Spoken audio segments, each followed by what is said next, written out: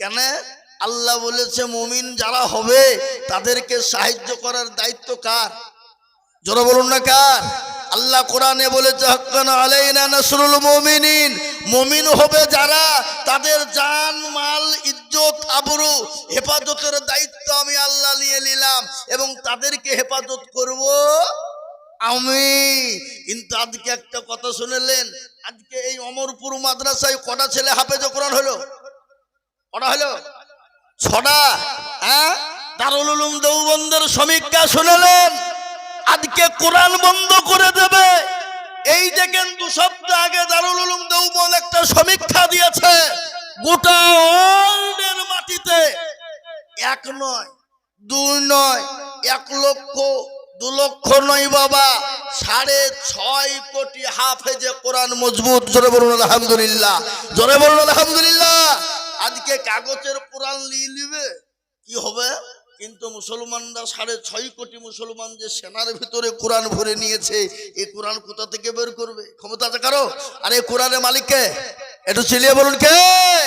এই কোরআনের মালিক হলেন আল্লাহ। আল্লাহ নিজেই বলেছেন ইন্না নাহনু নাযালনা যিকরা ওয়া ইন্না লাহু লাহাফিজুন।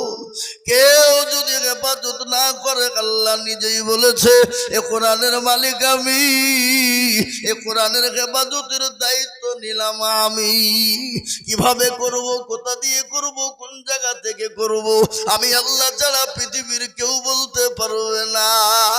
কিন্তু মুসলমান আজকে দুঃখের বিষয় শুনলেন, প্রতিটি মুসলমানের জন্য কোরআন শেখা দরকার ছিল বাবা। প্রতিটি মুসলমান নর নারীর জন্য কোরআন শেখা ফরজ ছিল বাবা। কিন্তু আমরা কাজে কর্মে ব্যস্ততার মাঝে আমরা কোরআন শিখতে পারি না, কোরআন পড়তে পারি না বাবা। কিন্তু মুসলমান আজকে প্রতিটি মুসলমান যদি কোরআন ওয়ালা হয়ে যেত, কোরআন পড়নে ওয়ালা হয়ে যেত, পৃথিবীর কোনো বেঈমানের ক্ষমতা ছিল না রে বাবা। কোরআনকে পুড়িয়ে দেওয়ার কথা বলা, কোরআনকে মিটিয়ে দেওয়ার কথা বলা, কোরআনকে শেষ করে দেওয়ার কথা পৃথিবীর কোনো বেঈমান বলতে পারত না। কিন্তু আজকে বড় আফসোস, আজকে মুসলমান গো কেন কোরআন পড়বা না, কেন আল্লাহর দ্বীনকে মানবা না, কেন আল্লাহর হুকুম কোরআনকে পড়া করবা না? তোমরা কি জানো এই কোরআনের জন্য নবীকে মার খেতে হয়েছে? কোরআনের জন্য নবী আমার রক্ত দিয়েছে। খালি রক্ত নয় রে বাবা, নিজের জন্মভূমি ত্যাগ করে মক্কা ছেড়ে মদিনায় গিয়েছে। তিনি তো মাসুম, তিনি তো বেগুনাহ, তার কোনো গুনাহ নাই। কিন্তু সেই মানুষটি আল্লাহর হুকুমে মানুষের দুয়ারে দুয়ারে কলমার দাওয়াত দিয়ে গেছে বাবা, ইসলামকে প্রচার করার জন্য, দ্বীনকে প্রসারিত করার জন্য, কোরআনকে হেফাজত করার জন্য। বা ঘটনা শুনলেন, বিশ্ব নবী, দয়ার নবী, রহমাতুল লিল আলামিন 1 দিন 2 দিন 3 দিন 4 দিন বাড়িতে নেই, তিনি কলমার দাওয়াত দিয়ে বাড়িতে ঢুকছে রে বাবা। আল্লাহর নবীর বিবি কলে, আল্লাহর নবীর বিবি মা খাদিজাতুল কুবরা নবী দরজার কাছে গিয়ে টক করে বাড়ি দিয়েছে, সালাম দিয়েছে। কে? সঙ্গে সঙ্গে মা খাদিজা দরজা খুলে দিল। রসুল বললেন, খাদিজা গো, আমি তো আস্তে করে তোমাকে সালাম দিলাম, তুমি এত তাড়াতাড়ি অ্যাডভান্স তুমি দরজা খুললে কি করে বলো? ও খাদিজা, আজকে আমি তোমার উপর অত্যন্ত খুশি হয়ে গেছি। বিশ্ব নবী খাদিজার দিকে লক্ষ্য করে দেখলেন, হযরতে খাদিজাতুল কুবরার শরীরে যে শাড়িটা ছিল এত জায়গায় ছেঁড়া, এত জায়গায় ছেঁড়া, সেলাই করার মতন কোনো জায়গা ছিল না রে বাবা। হযরতে মা খাদিজা কান্নায় ভেঙে বলেন, চোখ দিয়ে পানি ঝরে যায়। রাসূল বলেন, খাদিজা তুমি কান্না করো কেন? আমি তোমাকে শাড়ি কিনে দিতে পারি নাই, সেই জন্য। হযরতে খাদিজা বলেন, ইয়া রাসূলুল্লাহ, আমার শাড়ি ছিঁড়ে গেছে, সেলাই করতে পারবো না, এর জন্য আমি কান্না করি নাই। তাইলে তুমি কান্না করো কেন বলো? বলো আল্লাহর রাসূল আবার বললেন, খাদিজা খাদিজা তোমার বাড়িতে বাজার নাই, এই জন্য তুমি কি কান্না করো? হযরতে খাদিজা বলেন, ইয়া রাসূলুল্লাহ, আপনার সঙ্গে আমার বিবাহ হয়েছে গো নবী, 40 মণ স্বর্ণ নিয়ে আপনি আমাকে বিবাহ করেছেন, আপনার সমস্ত সম্পদ ইসলামের জন্য বিলিয়ে দিয়েছি। ওগো নবী, আজকে আপনাকে বলে দিই, আমি আপনার কাপড়ের জন্য কান্না করি নাই, আমি আপনার বাজারের জন্য কান্না করি নাই, তাহলে তুমি কান্না করো কেন খাদিজা?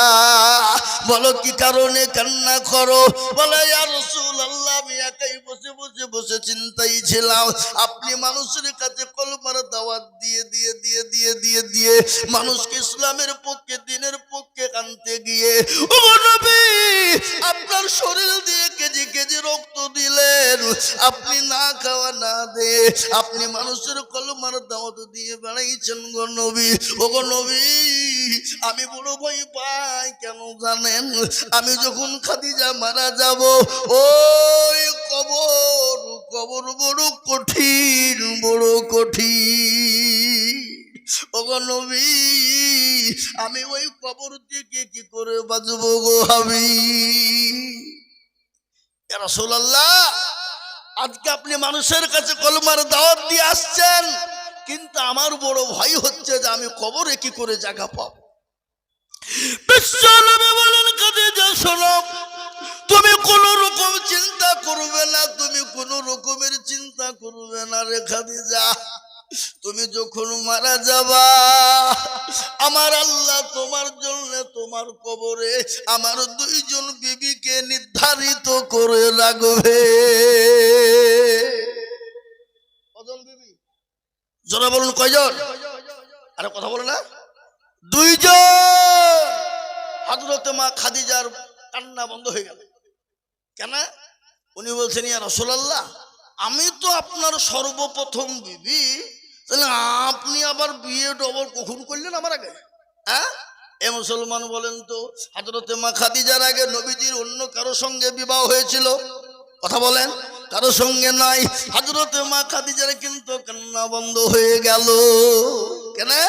রাসূলুল্লাহকে প্রশ্ন করলেন, ইয়া রাসূলুল্লাহ, আমার আগেও আপনার 2 জন বিবি, মানে আমার আগে আপনি কাকে বিয়ে করলেন? মেয়ে বাবা, দেখবেন কোন বাড়িতে যদি একজনের একটা বিবি থাকে, আর যদি আর একটা বিয়ে করে নিয়েছে বাবা, সে বাড়িতে আগুন জ্বলবে না? জ্বলবে না? কথা বলেন না কেন? আগুন লাগিয়ে দিবে বাপ, কত কায়দা করেও আগুন জ্বালাবে আপনি বুঝতে পারবেন না। এ মুসলমান, কেন? মেয়েরা সব দিতে রাজি, কিন্তু স্বামীর ভাগ দিতে রাজি নয়। দেখবেন কোন মেয়ে যদি একজন বাইচান যদি মারা যায়, সতীন একটা মারা যায়, তো ওরা বা সুখের কান্না কান্দে কি জানেন? সতীন মরল ভালোই হইলো, দুখান কথা আমার হইলো, বুঝলেন না? এটা হইলো সুখের কান্দন। এ বাবা, আচ্ছা সব থেকে বলুন তো, তিতো কি জিনিস? ওরে আল্লাহ, এটা এই ইউসুফের আব্বা ফরজ ভাই কত বাড়ি? আগে কোথা বাড়ি? অমরপুর। 10,000। একবার চিলিয়ে বলি না নেই তুমি আল্লাহ সুবহানাল্লাহ। দেখেন 10,000 টাকা দিবে, আল্লাহ তুমি কবুল করে নিও, আল্লাহ জানে মালে বরকত দিয়ে, আল্লাহুম্মা আমিন। আমি বক্তব্য করছি, এখন আদায় করব না, এখন বক্তব্য চলবে। কি শুনবেন না? আদায় করতে হবে। বক্তব্য শুনেন? হ্যাঁ, খালি চাইলে লোক দেবে নাকি? একটু শোনায়। আল্লাহু আকবার। তাই শুনেলেন মুসলমান দরদি, সব থেকে হিংসা কি জিনিস আর তিতো কি? কালো কোকিল কালো কালো মাথার কেশ, আর তার চাহিতে বেশি কালো মনের হিংসা লেশ। নিমতিতা নিমালি তিতা আরো তিতা খর, আর তার চাহিতে বেশি তিতা 203 ঘর। চাকা গোল পয়সা গোল গোলালু গোল, আর তার চাহিতে বেশি গোল মনের গন্ডগোল। কিসের গন্ডগোল ধরে বলুন? সব থেকে মনের গন্ডগোল।